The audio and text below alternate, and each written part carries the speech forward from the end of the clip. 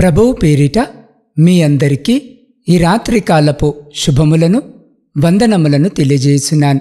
ప్రియులారా, ఈ సమయంలో ఈ వాక్యము వినిచిన మిమ్మలందరినీ ప్రేమపూర్వకముగా ఈ రాత్రికాలపు వాక్య ధ్యానములోనికి ఆహ్వానించున్నాను. పరిశుద్ధ లేఖన భాగాన్ని మనము చదివినట్లయితే, మీ ప్రయాసము ప్రభువునందు వ్యర్థము కాదని ఎరిగి స్థిరులను కదలని వారును ప్రభువు కార్యాభివృద్ధి యందు ఎప్పటికిని ఆసక్తులునయ్యుండుడి. కొరింథీలకు రాసిన మొదటి పత్రిక 15వ అధ్యాయము 78వ వచనం. ప్రియ సహోదరి సహోదరులారా, చదవబడిన లేఖన భాగాన్ని మనము పరిశీలన చేసినట్లయితే, ఈ లోక సంబంధమైన విషయాల గురించి మనమెంతో ప్రయాసపడతాం. ఈ బ్రతుకును ఈడవడానికి రకరకాల ప్రయత్నాలు చేస్తాం. మన పనుల్లో మనమెంత బిజీ అంటే, అవసరమైతే తప్ప మనల్ని పుట్టించిన దేవుని గుర్తు చేసుకోలేనంత బిజీ. దేవుడే గుర్తుకు రాని వారికి ఇంక దేవుని పని అనే భావన కలలో కూడా రాదు. సొంత పనులకి ప్రాధాన్యత ఉంటుంది తప్ప దేవుని పని పరిచర్య గురించి ఆలోచనలు రావు. అందరూ తమ సొంత కార్యములనే చూచుకొనుచున్నారు, కానీ యేసు క్రీస్తు కార్యములను చూడరు అని పరిశుద్ధ లేఖన భాగంలో రాయబడి ఉన్నది. ప్రియులారా, మనుషులు తమను పుట్టించిన దేవుని కార్యమును చూడలేకపోవడానికి కారణం దేవుడున్నాడని హృదయపూర్వకముగా నమ్మలేకపోవడమే. ప్రియులారా, ఈ లోక సంబంధముగా జీవించే వాళ్ళు దేవుణ్ణి హృదయపూర్వకంగా నమ్మలేరు. నమ్మినట్లు నటిస్తారు. ఆ నటనలో భాగమే చర్చికి వెళ్ళడం, తోచిన చందా ఇవ్వడం, ఇంకా సువార్త కూటాలకు వెళ్ళడం.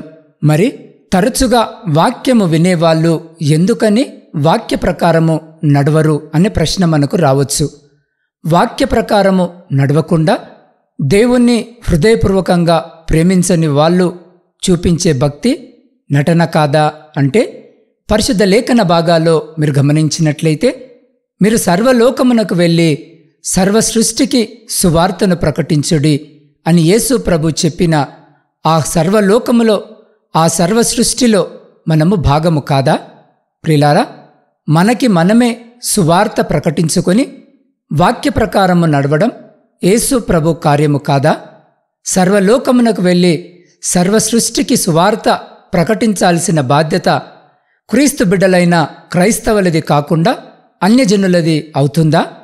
యేసు ప్రభు కార్యమంటే చర్చిలో, సువార్త కూటాలలో, టీవీలలో, వీధులలో సువార్త ప్రకటించడం ఒకటే కాదు. మనకి మనము సువార్త ప్రకటించుకోవడం, వాక్య ప్రకారము నడవడం, నిన్ను వలె నీ పొరుగువానిని ప్రేమించటము కూడా యేసు ప్రభు కార్యమే. కాబట్టి ప్రియ సహోదరి సహోదరుడా, మనము దేవుణ్ణి ఎంతగా ప్రేమిస్తామో దేవుని కార్యాల విషయంలో మనమంతగా ప్రయాసపడదాం. పనివాడు తన జీతమునకు పాత్రుడు అని యేసు ప్రభువే స్వయంగా చెప్పినప్పుడు, దేవుని కోసం మనము చేసే ప్రతి పనికి ఫలితం సిద్ధపరచబడి ఉంటుంది. యేసు ప్రభు చెప్పిన మాటలను నమ్మగలిగితే ఆయన కార్యమును అభివృద్ధి చేయడములో, ప్రచురము చేయడములో స్థిరముగా ఉండటానికి, దాని నుండి కదలక ఉండటానికి ప్రయాసపడదాం. ప్రభునందు మన ప్రయాస ఎప్పటికీ వ్యర్థము కాదు. కాబట్టి అట్టి రీతిగా మన జీవితాలను, మన హృదయాలను సరిచేసుకుని సరిచూసుకొనుటకు అటువంటి గొప్ప కృప, ధన్యత దేవుడు ఈ రాత్రి ఈ వాక్యము వినిచిన మీకును, మీ కుటుంబమునకును, మరియు మీ ప్రియులకు వారికి ఇప్పుడు ఎల్లప్పుడూ సదా ఎల్ల కాలము దయచేసి మిమ్మలందరినీ ఆయన తన కరుణగల రెక్కల చాటున సంరక్షించి భద్రపరిచి కాపాడునుగాక. ఆమెన్. ప్రార్థన. సకల ఆశీర్వాదాలకు కారణభూతుడవైన ప్రియ పరలోకమందున్న పరమతండ్రి, మీ ఉన్నతమైన నామానికి స్తుతులు, స్తోత్రాలు, వందనాలను తెలియజేస్తున్నాం. ప్రభువా, గడిచిన దినమంతా మా పనులలోనూ ప్రయాణాలలోనూ మీరు మాకు తోడుగా ఉండి ఈ క్షణము వరకు మమ్మలందరినీ మీ కృపగలిగిన రెక్కల చాటున సజీవముగా భద్రపరిచిన విధానానికే మీకే కృతజ్ఞత వందనాలను తెలియజేస్తున్నాం. ప్రభువా, మేము ఈ భూమి మీద జీవించినంత కాలం మా సొంత కార్యములను కాకుండా మీ కార్యముల యందు ఆసక్తి కలిగి ఉండేలా సహాయము దయచేయము. దేవా, మేము మీ సువార్తను ప్రకటించే బిడ్డలముగా మమ్మలను మార్చుమని మీ పాద సన్నిధిలో వేడుకొనుచున్నాం. దేవా, ఈ సమయంలో ప్రయాణాలు చేస్తున్న ప్రతి బిడ్డ ప్రయాణాన్ని జ్ఞాపకము చేసుకుని క్షేమకరమైన ప్రయాణము దయచేయమని వేడుకొనుచున్నాం. దేవ, శారీరక మానసిక బలహీనతలతో బాధపడుతున్న ప్రతి బిడ్డను జ్ఞాపకము చేసుకుని ఈ రాత్రి బిడ్డలను దర్శించి మా కోసం గాయపడిన మీ పరిశుద్ధమైన హస్తముతో తాకి సంపూర్ణ స్వస్థతను దయచేయమని వేడుకొనుచున్నాం. అయా, వ్యవసాయదారులను జ్ఞాపకము చేసుకోండి. వారి సమస్తమును మీ కృపలో భద్రపరచమని వేడుకొనుచున్నాం. దేవా, సైన్యంలో ఉండి దేశాన్ని కాపాడుతున్న ప్రతి సైనికుని చుట్టూ మీ కంచె వేసి ప్రతి శత్రు ప్రతి అపాయం నుంచి మీరే బిడ్డల్ని కాపాడి వారిని వారి కుటుంబాలను మీ బలమైన రెక్కల చాటున భద్రపరచమని వేడుకొనుచున్నాం. దేవా, కుటుంబ పోషణకై కుటుంబాలను వదిలి దూర దేశాలలో ఉద్యోగాలు చేసుకుంటున్న ప్రతి బిడ్డని జ్ఞాపకం చేసుకుని నాయన, అయ్యా, వారి కష్టార్జితాన్ని ఆశీర్వదించి వారిని వారి కుటుంబాలను మీ కృపలో భద్రపరచమని వేడుకొనుచున్నాం. అయ్యా, పరీక్షల కొరకు సిద్ధపడుతున్న ప్రతి బిడ్డను మీ జ్ఞానము చేత నింపి బిడ్డలకు మంచి ఆరోగ్యము దయచేయమని వేడుకొనుచున్నాం.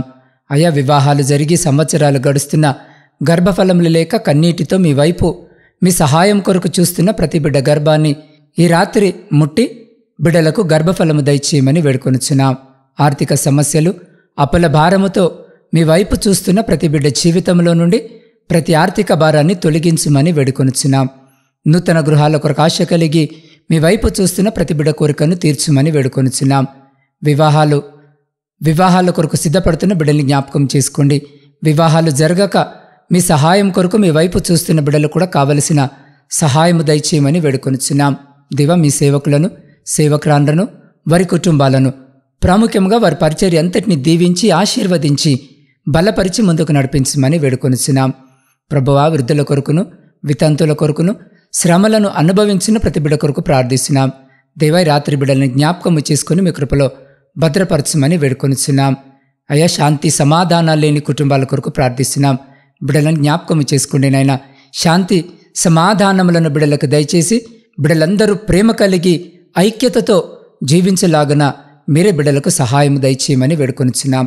దేవా, ఈ గాఢాంధకారమైన చీకటిలో మేము నిద్రించుండగా మా గృహాల చుట్టూను, మా ప్రియుల గృహాల చుట్టూను, మా ఇరుగు పొరుగు వారి గృహాల చుట్టూను మీ అగ్ని కంచె వేసి ప్రతి బిడ్డను మీ దేవదూతల రెక్కల చాటున భద్రపరిచి ప్రతి అంధకార సంబంధమైన శక్తులన్నిటి నుంచి మీరే సంరక్షించి కాపాడి మీ చిత్తమైతే మీరాకడ ఆలస్యమైతే ఎన్నిక లేని మమ్మలను మరొక నూతన దినములోనికి ప్రవేశింపజేయమని మా రక్షకుడును మీ ప్రియకుమారుడైన యేసు క్రీస్తు సర్వశక్తి కలిగిన నామమున ప్రార్థించి స్తుతించి అడిగి పొందుకొని ఉన్నాము తండ్రి. ఆమెన్.